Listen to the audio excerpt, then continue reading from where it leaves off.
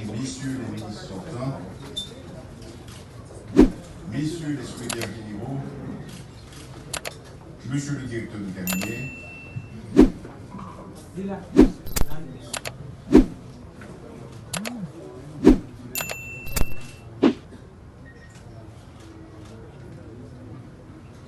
mesdames, messieurs du corps diplomatique, messieurs les honorables membres du Conseil supérieur du pouvoir judiciaire, monsieur le commandant en chef AI des forces armées d'Haïti, monsieur le commandant AI en chef de la police nationale, mesdames, messieurs les chefs de mesdames, messieurs les membres du cabinet du Premier ministre, mesdames, messieurs les hauts fonctionnaires de la fonction publique, mesdames, messieurs les représentants des partis politiques, mesdames, messieurs les représentants des organisations de la société civile, mesdames, messieurs de la presse parlée, télévision et ligne, mesdames, messieurs, en vos rangs, grades et qualités. Chers compatriotes, distingués invités, mesdames, messieurs. Il y a 4 mois, en installant le gouvernement, j'avais promis de prendre mon bâton de pèlerin et d'aller voir tous les secteurs de la vie nationale en vue de construire un consensus suffisant autour d'un accord politique. J'ai tenu cette promesse. Et j'ai pris le temps de rencontrer de nombreux partis et regroupements de partis politiques, de multiples organisations de la société civile, du secteur privé des affaires, des représentants des diverses confessions religieuses, des syndicalistes, des groupes de femmes, de jeunes, de paysans et des organisations populaires. Certains ont trouvé que j'ai consacré trop de temps à cette recherche de consensus.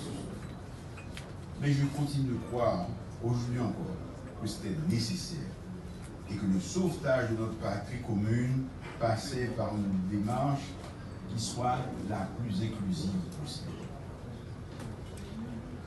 Mes efforts ont été couronnés de succès avec la signature le 11 septembre dernier de l'accord politique pour une gouvernance apaisée et efficace de la période intérimaire.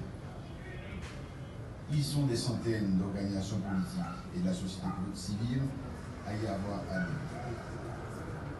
Je choisis volontairement de ne pas mentionner de chiffres précis parce que je ne suis pas dans une compétition avec qui. Je souligne seulement que cet accord n'est pas une entente entre copains, mais le résultat d'un compromis entre des compatriotes qui hier encore se combattaient et qui ont compris que le salut de notre pays exigeait d'eux beaucoup d'abnégation à qualité personnelle. Mais il nous incombe de bien cerner la complexité de la situation si nous voulons prendre ensemble les bonnes décisions. Sur le plan sécuritaire, nous faisons le maximum avec les moyens dont nous disposons pour restaurer l'autorité de l'État et mettre hors d'état de nuire ceux dont seulement quelques représentants ont été conviés à cette cérémonie. À cause du nombre de places, je veux adresser mes chaleureux remerciements. La nation nous regarde et prend note de notre sens élevé du bien commun et de notre capacité à faire taire vos querelles diverses et à accorder la priorité au sauvetage de notre pays menacé. Elle vous sera éternellement reconnaissante. Après la publication de l'accord dit au journal officiel Le Moniteur le 17 septembre 2021, j'ai pris plusieurs semaines pour continuer dans la dynamique de rassemblement et dans la recherche de plus d'unité entre Haïtiens. J'ai poursuivi la politique de la main tendue, ce qui m'a amené à rencontrer et à discuter avec beaucoup de compatriotes d'ici et de la diaspora. Je n'ai pas encore réussi à convaincre tout le monde, mais je ne désespère pas de pouvoir faire comprendre aux uns et aux autres l'impérieuse nécessité de rejoindre ce front commun contre l'insécurité, contre la corruption, contre la misère et pour le redressement de notre pays. Je redis merci aux signataires de l'accord qui ont compris le sens de ma démarche et ont eu la patience d'attendre sa mise en œuvre. Je veux aussi remercier les citoyennes et les citoyens qui ont accepté de servir le pays à mes côtés dans le gouvernement pendant ces mois derniers. Nous avons affronté ensemble bien des difficultés et nous les avons surmontées avec succès.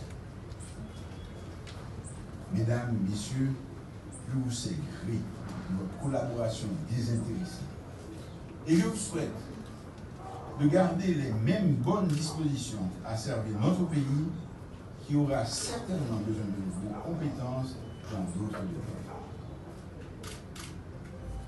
Avec l'installation du nouveau gouvernement, nous abordons une nouvelle étape décisive de la période intérimaire. Je n'apprends rien à personne en disant que l'une des tâches principales de ce gouvernement est de créer un environnement sûr et stable, propice à l'organisation des consultations populaires pour l'adoption d'une nouvelle constitution et le choix de nouveaux élus qui auront à gérer notre pays tant au niveau national qu'au niveau local. C'est un challenge ambitieux et difficile, compte tenu du climat d'insécurité que nous certains ont choisi de faire régner dans les divers points de notre territoire. Qui dit nouvelle constitution suppose l'élaboration de textes consensuels, des débats publics, une grande campagne d'information et de promotion auprès de la population. Qui dit élection suppose qu'un climat sécuritaire revienne pour permettre aux partis politiques de mener campagne dans toutes les villes, dans tous les quartiers, sans crainte pour leur vie et celle de leurs militants, sans avoir à pactiser avec des membres de gangs et des hors-la. Chers compatriotes, en acceptant d'assumer la fonction de chef de gouvernement, je vous avais promis de parler vrai, sans langue de bois. Je crois que le peuple haïtien est assez mûr politiquement et assez mature pour entendre certaines vérités et pour comprendre les choix difficiles que nous devons faire. Je dois dire à vous tous, et particulièrement à celles et ceux qui ont eu le courage de prendre leurs responsabilités de citoyens en acceptant d'entrer au gouvernement à ce moment de notre histoire, notre pays connaît une situation